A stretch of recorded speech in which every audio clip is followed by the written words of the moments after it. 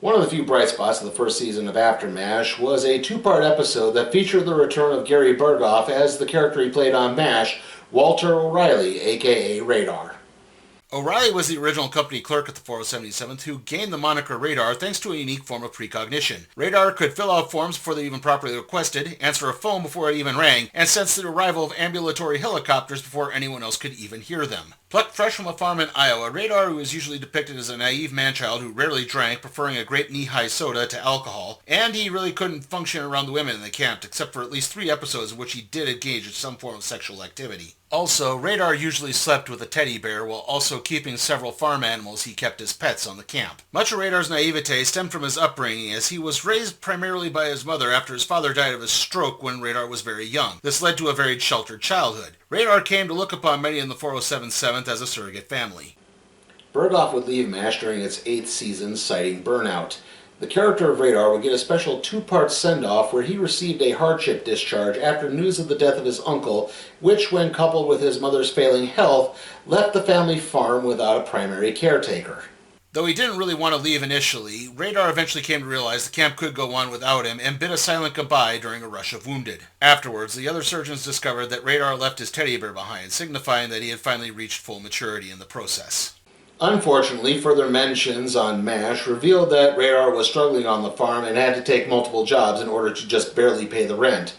Still, the character's appearance on After MASH saw him finally find love and tie the knot, though he suspected his fiancée had cheated on him at some point.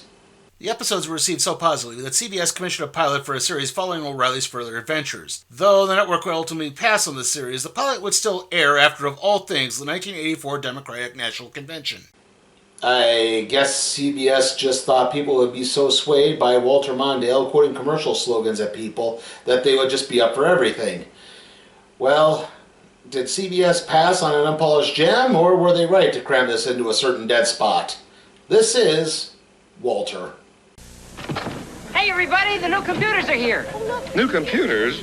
Who, may I ask, authorized new computers? Yeah, who? You did. Who did? I did? IBM.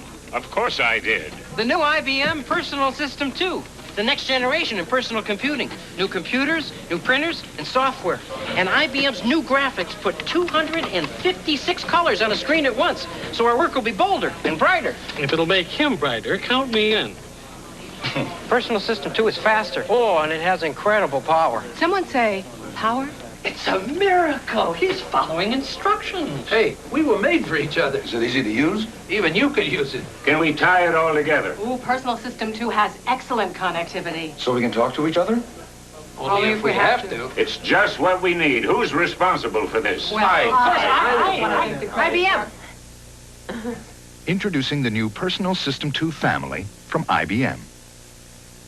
Okay, I need to explain the story behind this wraparound premise in this show.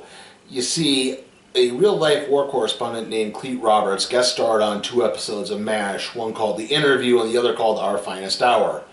Both episodes were shot in black and white and presented as an actual news profile of the 4077th, and they were done in this kind of quasi-improvisational skill as Clete Roberts interviewed the actors as if they were their characters that they were playing, and it was a very raw and serious look through a lot of things. In fact, The Interview was hailed as an all-time classic, even making TV Guide's 100 Best Episodes of All Time list. So that's what you're getting here. And Walter picks up with Radar and his cousin Wendell sitting down to watch Clete Roberts on TV. Walter and his cousin Wendell sit down to watch the Clete Roberts broadcast as it begins. The show starts with Walter explaining that he no longer wishes to be known by the nom de plume of Radar. It's just Walter now. Walter goes on to explain that he did lose the family farm, and he sent his mother to live with a family friend. He did manage to get married, but his new wife ran off on their honeymoon. With nowhere else to turn, Walter elected to end his life. Walter went to a nearby drugstore to get a lethal dose of sleeping pills and some aspirin because sleeping pills always give him a headache. Before the story can continue, Walter and Wendell head off to work for the St. Louis Police Department. No, I am not going to do a suicide is painless joke here. No. No. The two try to watch more of the broadcast once they reach the station, but the sergeant lashes out on them and dispatches them to try to end a jaywalking spree. They stop to watch on a TV through a store window, and on the show, Walter explains that the waitress at the drugstore reached out and befriended him, and this inspired Walter to contact Wendell about joining the police force. The drugstore waitress's name is Victoria, by the way, which isn't really a struggle since that's also the name of the actress who plays her. The broadcast ends and several people who were watching alongside Wendell and Walter begin hounding him for autographs. This results in Walter's wallet getting stolen, and the two chase after a kid they believe to be the thief. The kid heads off to a strip club, where Wendell discovers that his wallet was also swiped. As they pursue the kid, Walter is left to deal with two brawling strippers who are fighting over a bird, while the sergeant contacts the dance hall and rips Wendell for losing his wallet. Exiting the club, the two spot the thief, only to discover that he's not actually the thief, he's just some orphan whose mother walked out on him after his dad died in Korea. Walter ends up treating the kid to a root beer float, well, actually several root beer floats, to apologize. Walter says that the wallet wasn't that important, just that it contained a picture of his friends from the 477th, and he really misses that. It's then the kid comes clean and returns the wallet, with Walter forgiving him and agreeing to meet the kid every Saturday for a root beer float. However, despite his pleas, everyone continuously keeps referring to Walter as Radar. As for Victoria, well, she eventually dumped Radar for Weird Al Yankovic, but unfortunately not even he could prevent her from becoming a horribly, horribly disturbing racist. Hey, my desk. Making room for the new computer. We just got new computers. I'm talking about a really big computer. Is this big enough to run mainframe programs? Piece of cake. Is it big enough for hundreds of workstations? Of course. Wow, for thousands of customer accounts? No sweat, kid. Wow, that does sound big. You better not spill your coffee on it. This is it? Where's the rest of it? The IBM mid-range. Big computers in small packages. Oh, man. And tied into our IBM mid-range computer, you can check calendars, get phone lists, even send instant memos.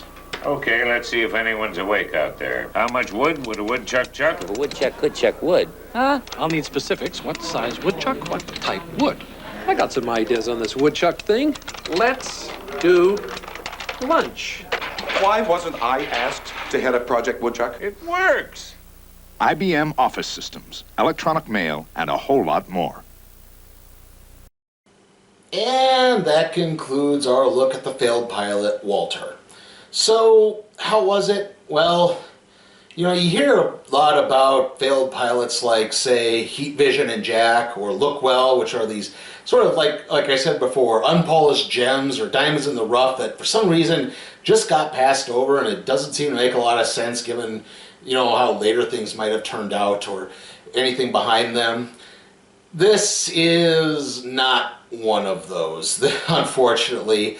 I will say this, I do think the cast has some pretty good chemistry with each other. I think Berghoff and the actor who plays his cousin, I cannot remember what his last name is here, let me check. It's, I am winging this pronunciation, Butencia. They do seem to have some pretty decent chemistry, and even Berghoff and Victoria Jackson do have a couple of decent points in there as well. Unfortunately, this is a sitcom, and it is just really not funny at all. I mean, I don't think anyone wanted to see a depressed, suicidal Radar O'Reilly from MASH. And to be honest, my main complaint with After MASH was that it was trying too hard to be MASH. Well, this was trying a little too hard to not be MASH. There was none of the charm of the original Radar in there at all. Like, there was one little bit where he seemed to know a vehicle requisition number before anyone else did.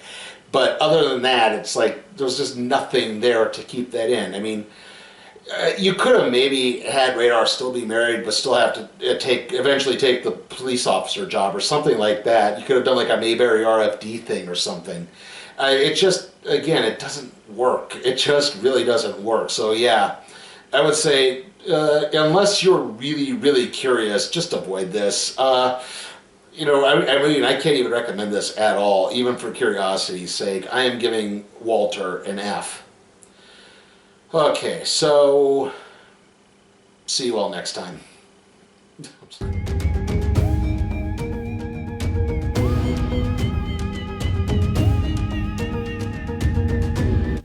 Hey guys, remember, you can help support my channel at patreon.com/SleepyTime for Cat Productions, where you can help request a movie, even if it's something like, say, Sonic the Hedgehog or the next Purge film.